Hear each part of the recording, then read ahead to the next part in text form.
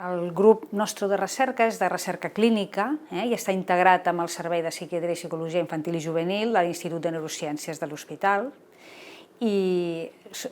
encara que sigui recerca clínica, col·laborem molt amb recerca bàsica, amb altres grups, com són de genètica, de neuroimatge, de neuroimmunologia, i se centra especialment en els trastorns principals que apareixen en aquestes edats, que són trastorn obsessiu, trastorn per dèficit d'atenció, trastorn psicòtic,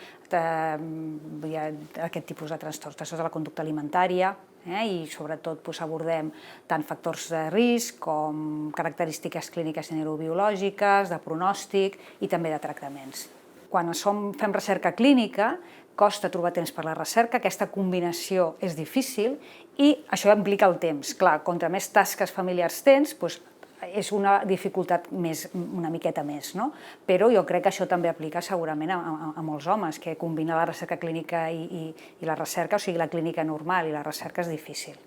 Basat en la meva experiència i amb els companys que jo he vist, crec que és molt important no abandonar. Hi ha un període en què pot ser una mica més difícil combinar el temps, però si abandones, després costa tornar al mateix nivell científic o al mateix nivell de dedicació, per la qual cosa, en el meu cas, el que he fet és no abandonar, intentar no sentir-se culpable pel fet d'haver de combinar el temps, entre que a vegades la societat sí que hi ha alguns estereotips que et volen fer sentir una mica culpable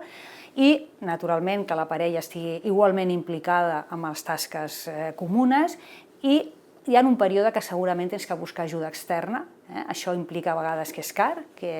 has de dedicar part del teu sou a aquesta ajuda externa, però insisteixo, és per un període de temps relativament curt, quan ho mires al llarg del temps, i penso que és una de les coses bones que et pot ajudar a continuar sense estar excessivament estressat.